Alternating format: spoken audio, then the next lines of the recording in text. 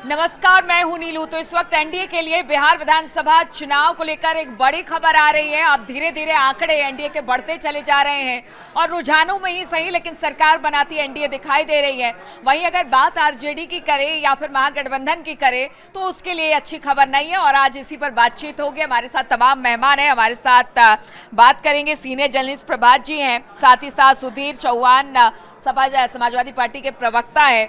एक पत्रकार होने के नाते प्रभात जी, आप ही बताइए, क्या उम्मीद थी इस तरह के रिजल्ट की? मतलब अभी तो रुझान है, अभी तो गिनती बहुत बाकी है, लेकिन फिर भी नहीं। देखिए, जिस तरीके से ये रुझान सीटों में बता रहे हैं कि एनडीए को इतनी बड़ी क्योंकि विक्ट्री हो रही है। हाँ। कहीं ना कहीं ये यूथ जो था, जो तेजस्वी पे ये देख रहा था बिहार में कि शायद तेजस्वी कुछ राजनीति अपनी जो है बदल देंगे। हाँ। तो वो राजनीति बदल नहीं पाए, क्योंकि उनका स्ट्राइक रेट बहुत नीचे जा रहा है। 143 सीटें लड़ने के बाद अगर वो 40 सीटें जीतेंगे तो बहुत नीचे हो गया। हाँ। वहीं एनडीए और जेडीयू का अच्छा खासा नहीं, वही देखिए जिस तरीके से नैरेटिव वहाँ चलाया गया नीतीश कुमार के खिलाफ कि नीतीश कुमार भूल जाते हैं, नीतीश कुमार बीमार हैं, अस्वस्थ हैं और जेडीयू बहुत नीचे जाएगी, तो फायर कर गया। हाँ, वो बिग फायर कर गया। और जिस तरीके से एसआईआर का मुद्दा था, वोट चोरी का मुद्दा था, आप देखिए मुद्दे आप उठाइए, लेकिन वो जनता के बीच किस तरह क्लिक करते हैं वो सबसे बड़ा सवाल है। आपकी जनसभाओं में भीड़ आ जाना, हेलीकॉप्टर से उतर के आपके यूथ पागल था तेजस्वी के लिए एक युवा राजनीति में, आप उसको मेंटेन नहीं कर पाए। आप उसको मेंटेन इसलिए नहीं कर पाए कि पिछली बार से भी कम आप सीटों पे जा रहे हैं। आपको आगे बढ़ना चाहिए था। आपका सहयोगी दल जो कांग्रेस था वो बहुत कमजोर था वहाँ पे, तो कांग्रेस के साथ आपने अलायंस किया और जनता को आपने जो सरकारी एक हर घर में सरकारी नौकरी की बात कही या जो भी आप नई चीज़ें लेके आए, 17 महीने की अपनी सरकार का आपने जो गिनाया कि मैं सत्ता में था, मैंने इतने लोगों को रोजगार दे दिया, जनता ने विश्वास नहीं किया। अच्छा, और वीआईपी भी जिसके सीएम चौहेरा सहनी को घोषित किया गया, वो भी लगा कि मतलब ये सारी चीजें बार्गेन हो रही है एक तरह से। नहीं, निश्चित तौर देखिए मुकेश सहनी जिस तरीके से वो बार्गेनिंग कर रहे थे डिप्टी सीएम के पद को लेके और उनके कई वीडियो वायरल हुए हेलीकॉप्टर्स में जाते हुए, खाते हुए, किस तरीके से। देखिए, जनता के बीच जननायक वही होगा जो जनता की दुखती रग पे हाथ रखेगा और उसके लिए कुछ करने की बात करेगा। नीतीश कुमार साइलेंट रहे, महिलाओं का साइलेंट वोटर बिल्कुल नीतीश कुमार के लिए योजनाएं काम कर गई। नीतीश और ये भी नैरेटिव क्रिएट किया गया कि मोदी के साथ नीतीश की जनसभाएं नहीं हो रही हैं। नीतीश चुपचाप निकल जाते थे गाड़ी से सड़कों पे वहाँ पे, और कई चीज़ें आई और उन्होंने कनेक्ट अपने आप को किया।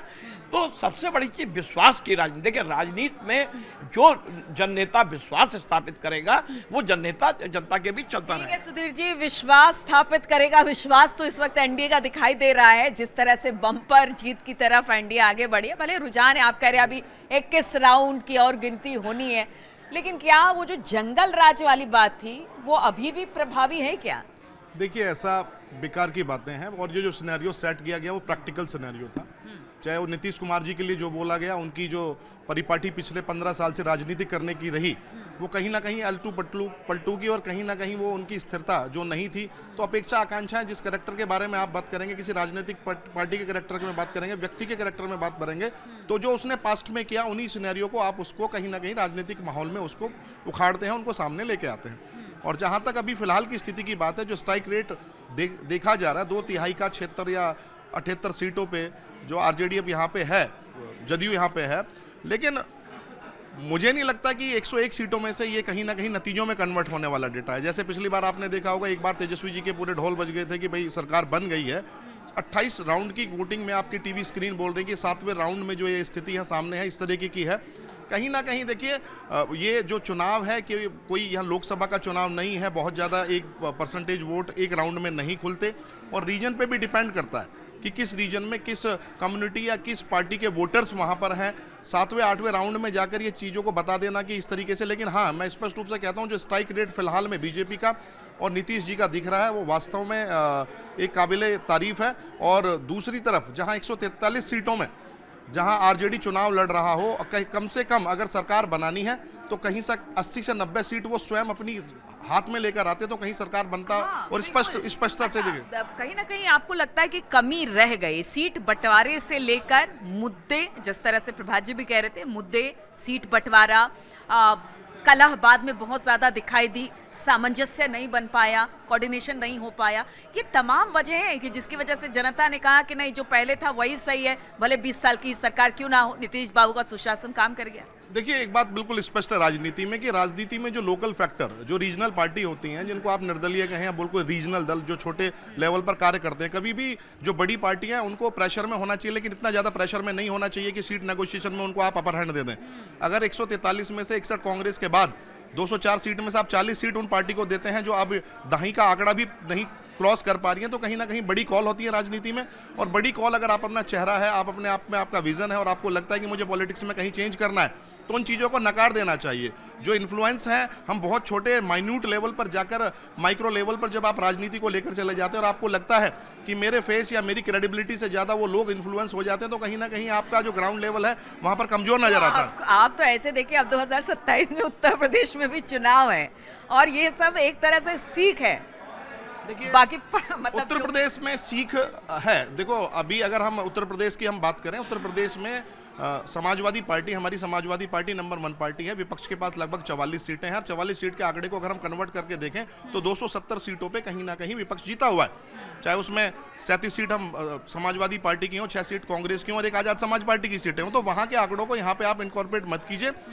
ये बात अलग है कि कहीं ना कहीं हमारी पार्टी ने वहाँ पर एक बहुत भरकस प्रयास किया था, और भरकस प्रयास करने की वजह थी कि जो हमारे जिले हमारे बिहार की सीमा से सटे हुए हैं, अगर वहाँ पे कोई पॉजिटिविटी निकल के और सरकार आज बनती है, तो भविष्य में वो पॉजिटिविटी वहाँ से बॉर्डर से होती हुई उत्तर प्रदेश पहुँचती। और ज्योग्राफिकल कंडीशन ऐसा नहीं है कि चेंज हो जाएंगी चुनाव के बाद। आज कई लोग हमसे प्रश्न कर रहे थे कि आप वहाँ चुनाव नहीं लड़ रहे। चुनाव लड़ाया भी जाता है, लड़ने का चुनाव नहीं होता।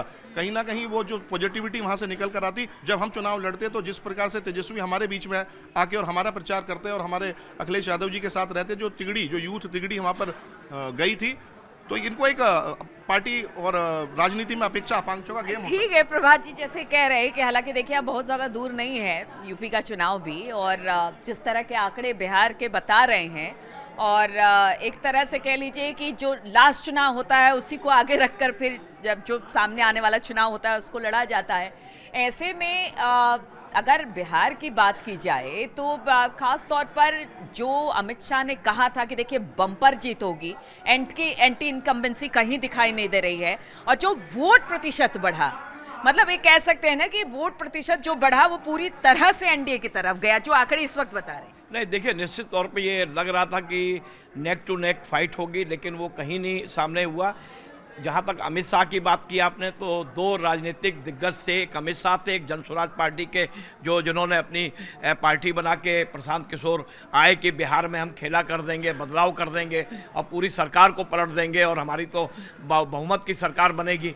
तो कहीं ना कहीं देखिए, जनता जो वहाँ पे, चाहे वो आधी आबादी महिला की बात हो, यूथ वोटर भले एक प्रभावित था तेजस्वी यादव से, लेकिन वो वोट में कन्वर्ट नहीं हुआ। क्योंकि मुझे ऐसा लगता है कि आज भी देश के अंदर या प्रदेशों के अंदर युवा जो शक्ति एक राजनीति में आ रही है, और जो उसके ऊपर जनता शायद मुझे लगता है कि बागडोर नहीं देना चाहती है। उसको एक अनुभव प्राप्त नेता चाहिए, उसको एक काम करने वाला नेता चाहिए, उसको एक डिलीवर करने वाला नेता चाहिए।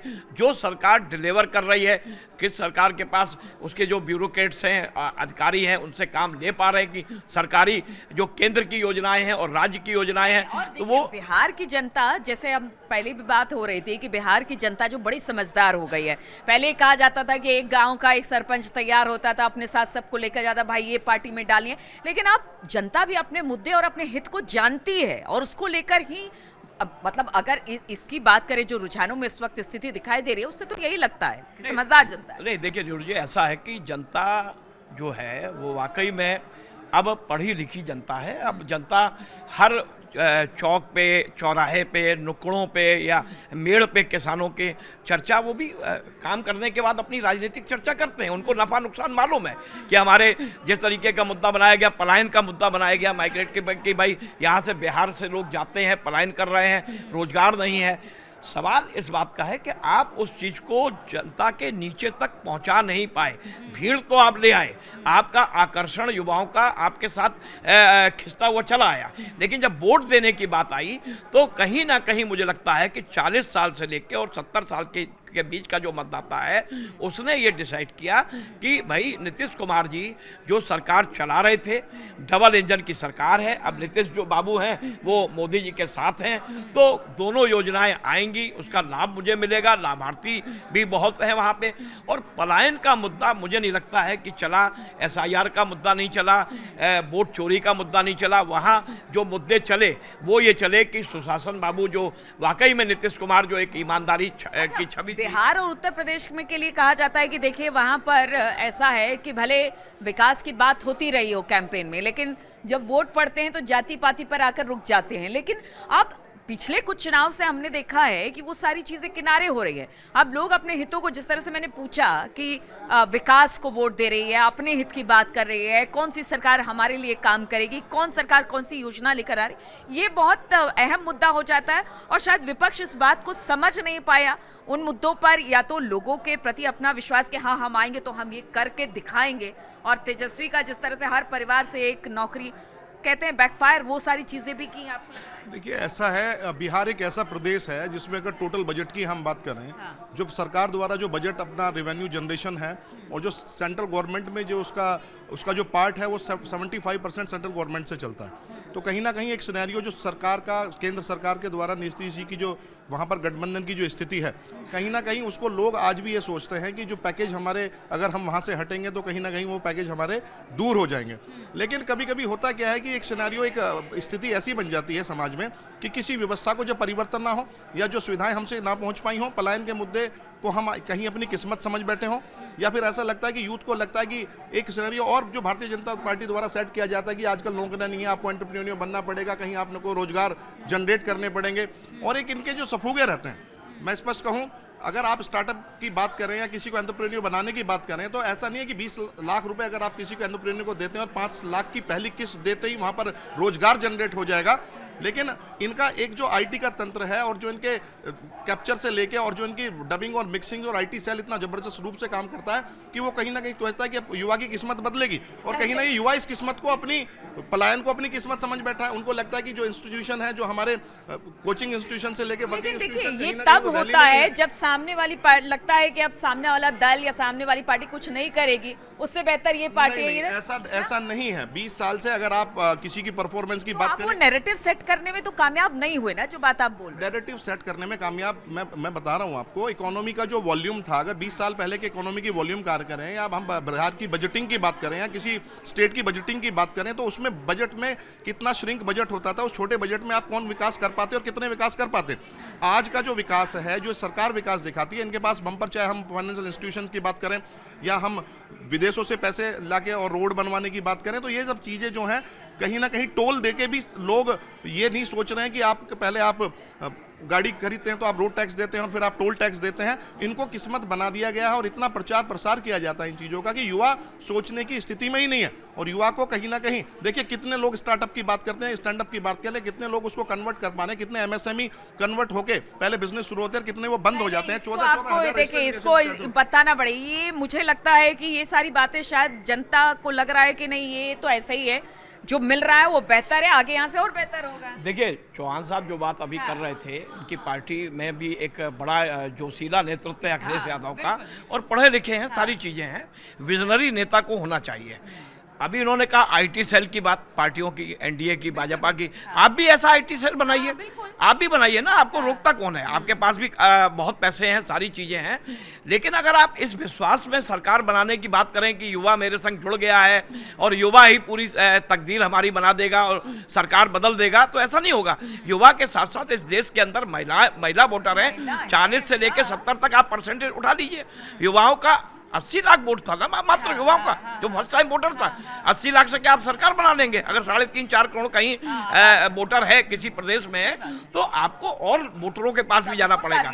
और सबसे बड़ी चीज मोबाइल, जो इस समय जो डिजिटल प्लेटफॉर्म आ गया है, मोबाइल लोगों के हाथ में आ गया है, युवाओं के, और अब तो बुजुर्ग भी मोबाइल चला रहे हैं। वो सब बाजी देखिए, ये जो आप बात कर रहे हैं, आईटी सेल सबके पास है, लेकिन उसकी रीच और किस लेवल पे, किस रीजन में, और कहाँ तक वो पहुँच पा रहे हैं। देखिए मीडिया का हमारा एक मेजर रोल होता है, और अब ऐसा नहीं है, मैं ये नहीं कहता कि मीडिया किसी को नहीं दिखाता। मैं अगर यहाँ विपक्ष का प्रवक्ता खड़ा हूँ और मुझे यहाँ पर टीवी डिबेट में हिस्सा लिया तो मैं इस चीज़ को नहीं मानता, लेकिन स्लोली ग्रेजुअली जब चीज़ें दिखने लगेंगी, मैं बात को स्पष्ट कर दूँ, हम लोग जब हमने इंजीनियरिंग किया और 2004 या 6 की बात करते हैं तो कहीं कहीं एक उम्मीद हुआ करती थी कि लाख रुपए की सैलरी हमें 2-3 साल में कहीं ना कहीं मिल जाएगी। सरकारी नौकरी की तरफ हमारा रुझान नहीं होता। लेकिन आप एक बात मेरी बात में है, युवा आज की डेट में ज़्यादा अध्यात्म की तरफ जाना, मैं ये नहीं कहता कि हिंदू अध्यात्म की या फिर मुस्लिम अध्यात्म की जाना और उन मुद्दों को अपनी किस्मत समझ लेना, चेंज को अपनी किस्मत ये सोचना कि अब चेंज होना वाला ही नहीं है। और मैंने देखा अवसाद में बहुत सारे युवा नहीं सुधीर जी, अगर जो तस्वीर इस वक्त दिखाई दे रही है, ठीक है, वो आप अध्यात्म, युवा और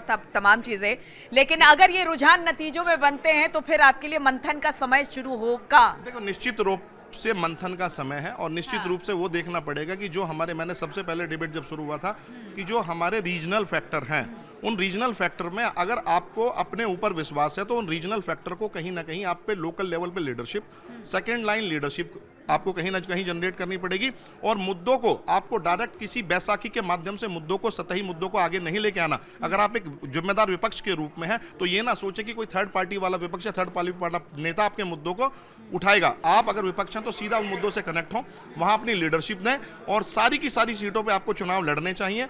और लेकिन ये जो मैं टैली की तरफ दोबारा जा रहा हूँ, ये बढ़ता जा रहा है और मुझे समझ में नहीं आ रही है बढ़ क्यों रहा है। 101 में से अगर आप 80 सीट ले रहे हैं और आपका 2/3 से भी ऊपर का ज़्यादा का स्ट्राइक रेट अगर यहाँ पे चल रहा है, और अगर यहाँ पे स्थिति 143 सीट में, देखो जिम्मेदारी की बात करनी चाहिए अगर आप टीवी के सामने हैं, अगर 143 सीटों में से आरजेडी कहीं ना कहीं 80 से 90 सीट नहीं लेती है तो मुझे लगता है कि फिर सरकार कहीं ना कहीं बहुत एक बड़ा दूर का स्वप्न है, और कहीं ना कहीं फिर ये वैचारिक रूप से नीतियों की भी और पार्टी की हार। और अब आज जो रुझानों से अगर ये नतीजों में तस्वीर, तो एक तरह से लहर कह लीजिए कि एक बार फिर से लहर और एनडीए की लहर, और जिस तरह से नीतीश कुमार की बात की जाए, 20 साल का कोई एंटी इनकम्बेंसी नहीं, उनके काम पर वोट पड़ा है।